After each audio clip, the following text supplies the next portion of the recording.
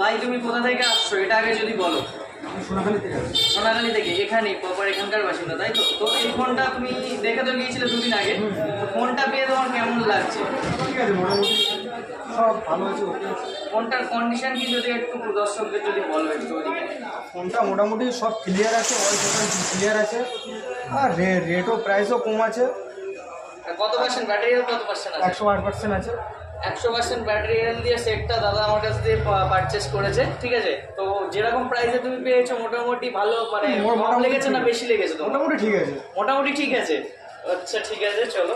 আর এটার সঙ্গে একটা গিফট, দাদাকে একটা কভার গিফট করলাম, যেহেতু এখন আপাতত বেশি কিছু নেই।